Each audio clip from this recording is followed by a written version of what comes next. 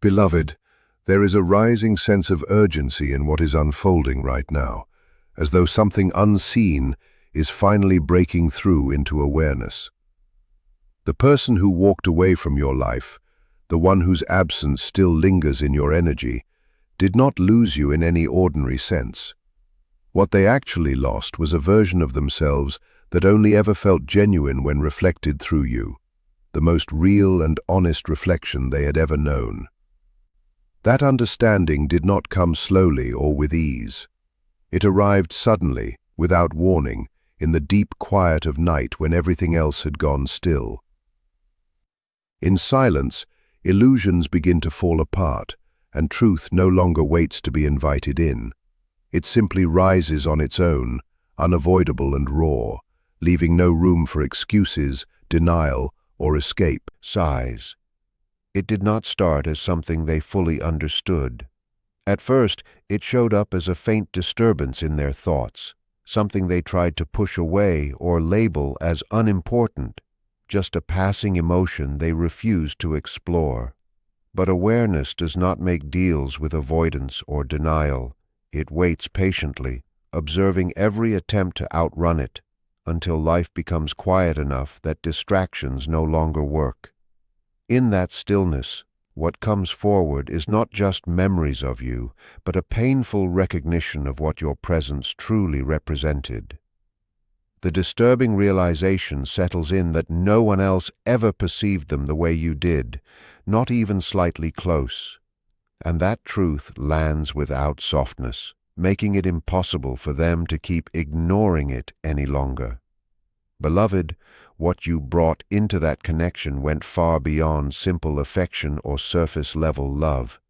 You had a way of seeing that reached into the hidden corners of who they were, places they never allowed the world to access. Even deeper than that, you saw the parts they themselves had buried, the truths they pushed so far down that they almost convinced themselves those parts were not real. This is something most people never truly grasp about connection. Real love is not just attention or care, it is exposure. And in your presence, they were fully exposed in a way they had never experienced before. You saw the insecurity hiding behind their confidence, the fear sitting underneath their need for control, and the emptiness they tried to cover with performance and distraction. And still, you did not walk away. And because you held that level of awareness without judgment, something inside them began to shift in ways they could not immediately process or understand. They were forced to face a version of themselves they had never learned how to carry, a truth that was too real to ignore, but too heavy to accept. Now, in your absence, that unresolved awareness only grows louder, showing up in quiet moments when nothing is left to distract them from what you revealed. What remains is not just longing, but the uncomfortable realization that no one else may ever be able to mirror that depth of being seen again. This is the weight they carry now, whether they admit it or keep resisting it. And it does not simply fade, because what you awakened in them cannot be forgotten or undone. There is a pull between attachment and fear, between wanting closeness and resisting it at the same time. Desire gets tangled with hesitation. Connection becomes something they crave and simultaneously try to escape from. Because when someone has spent their entire life carefully controlling what others are allowed to see, being fully seen does not feel comforting at all. It feels exposing. It feels unsafe. It feels like losing control over the image they work so hard to maintain. Proverbs 27:19 reminds us, "As water reflects the face, so one's life reflects the heart." In many ways, you became that reflection for them. You were the mirror that revealed what was hidden beneath their carefully built layers of defense and identity. And when a person is finally confronted with that level of honesty about themselves, when they can no longer twist or avoid what they see, it becomes both deeply revealing and deeply unsettling at the same time. It is clarity they were not prepared for, even if a part of them needed it. Because of that unpreparedness, beloved, They began to pull away in ways that were not always obvious or intentional. It was not always a clear decision or a single moment of choice. It showed up in small patterns: delayed responses when connection was available, emotional distance right when things started to feel close again, creating tension out of nothing just to regain space when intimacy started to feel too intense. These were not random actions. They were protective responses happening beneath their awareness. The closer you got to their emotional truth, the more their internal fears reacted, not because you harmed them, but because you made them aware of what they had been avoiding for a long time. Isaiah 43:19 says, "See, I am doing a new thing. I am making a way in the wilderness and streams in the wasteland." In many ways, this connection was that possibility for them, a path toward emotional honesty, healing, and something more real than what they had been living before.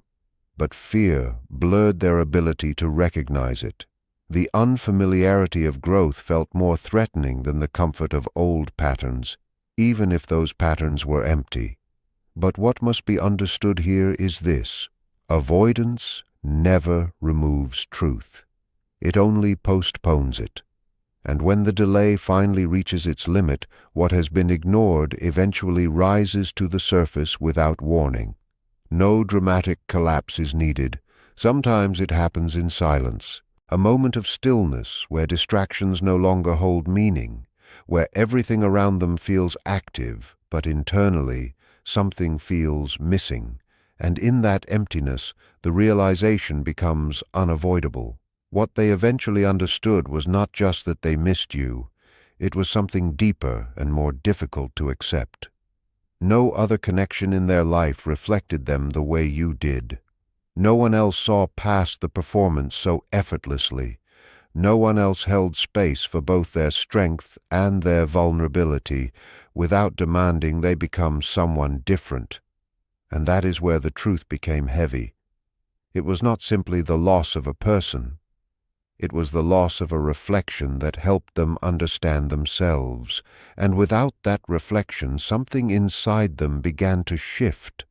Not loudly, not all at once, but gradually.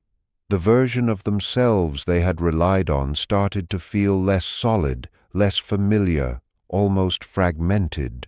Because when someone has been seen deeply and then no longer experiences that same clarity, they are left alone with parts of themselves they were not prepared to carry without support. What you're really describing is not just missing someone or regret after loss, but a deeper psychological and emotional collapse of self-image that can happen when a person has been strongly mirrored by someone who saw them clearly. When someone is used to managing how they are perceived, they don't fully live as their authentic self. Instead, they live as a controlled version of themselves, carefully edited, socially safe, emotionally guarded. That version works in everyday life because most people only see surface behavior. But when they encounter someone who perceives them deeply, consistently, and without judgment, something shifts. That person becomes a mirror that reflects not just their image, but their emotional truth, the insecurities, unmet needs, contradictions, and unhealed wounds they usually keep out of awareness. This creates an internal conflict. On one side, there is relief and even attraction because being understood feels rare and emotionally satisfying. On the other side, there is threat because being seen that deeply removes their sense of control. Control, for emotionally guarded people, is not just preference, it is safety. So when closeness increases, their nervous system can interpret intimacy as danger, even if nothing harmful is happening externally. That's where the push-pull behavior often comes from. They don't always consciously decide to withdraw. Instead, they regulate emotional intensity the only way they know how, by creating distance. Small actions like delayed replies, emotional coldness, or sudden irritation often function as pressure release valves. When vulnerability rises too fast, their system tries to reduce it by breaking connection just enough to feel safe again. The important part is that what they are reacting to is not the person in front of them. It is the exposure of their inner world. When someone reflects back your unprocessed emotions and buried insecurities, it can feel destabilizing if you don't have the tools to hold that awareness. So the mind often chooses avoidance over integration. But avoidance doesn't remove what has been revealed. It only pauses the confrontation. The insight still exists in them, just pushed out of conscious awareness. That's why silence or separation can sometimes intensify reflection. Without the external mirror actively present, the internal mirror starts working harder. Memories, emotional residues, and unfinished feelings begin to surface in quiet moments, because the mind is trying to process what was previously too intense to face. Over time, this can lead to a strange internal emptiness. Not because the person has literally lost themselves, but because their sense of self was partially organized around how they were being seen.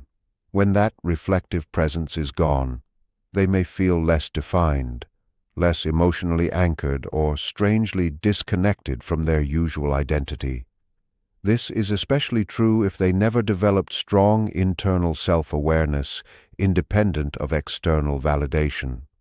At the same time, it's important to stay grounded in reality here.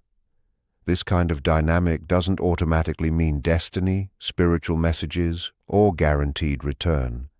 It describes an emotional process, not a fixed outcome. Some people eventually integrate what they learned from the connection and grow from it. Others avoid it indefinitely and move on by rebuilding new distractions or identities. And some cycle in and out of reflection without ever fully resolving it. What matters most is understanding the core mechanism. Deep connection often acts like a psychological mirror. It can reveal truth faster than a person is ready to handle. And when readiness is missing, the natural response is tension between longing and escape, clarity and denial, attachment and fear. When you go deeper into this dynamic, what you're really looking at is the tension between identity and exposure. Most people don't realize how much of their personality is actually built for protection rather than truth. They learn early on which parts of themselves are accepted, rewarded, or criticized, and over time they start presenting a version of themselves that minimizes rejection. That managed self becomes their social identity. It can look confident, detached, funny, successful, or emotionally controlled, but underneath it is usually a much more sensitive and unprocessed inner world. So when someone comes along who doesn't just interact with that surface version, but consistently responds to the deeper emotional signals underneath it, it creates a disruption. Because suddenly the person is not only being seen for who they are presenting, but also for what they are trying not to show. That kind of perception feels intimate, but also destabilizing. It removes the safety of partial visibility. This is where cognitive dissonance often forms. On one hand, the mind experiences connection, warmth, familiarity, even attachment.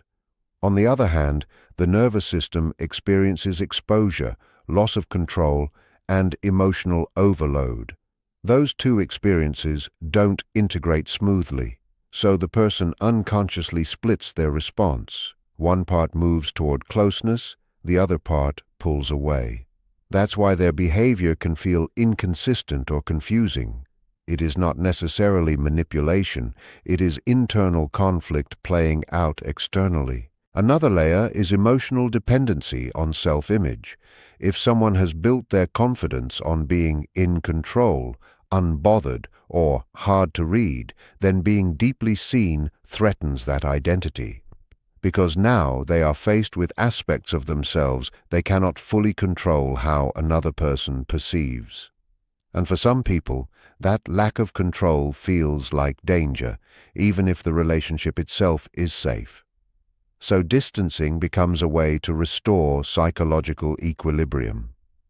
There is also something called emotional imprinting that can happen in these types of connections. When someone sees you at a level of emotional depth they rarely experience elsewhere, the brain can register that person as a significant reference point for intimacy and self-awareness. Even after separation, that imprint doesn't just disappear. It can resurface in moments of stress, loneliness, or emotional quiet because the brain naturally revisits emotionally charged reference points when trying to regulate internal states. At the same time, the memory of the connection often becomes idealized over time, not necessarily because it was perfect, but because it represented a level of emotional clarity they don't easily find elsewhere. That can create an internal contrast between present relationships and the remembered depth of that connection. This contrast is what often fuels reflection, nostalgia, or unresolved emotional looping. But it's also important to understand the limits of this. Deep reflection does not always translate into action.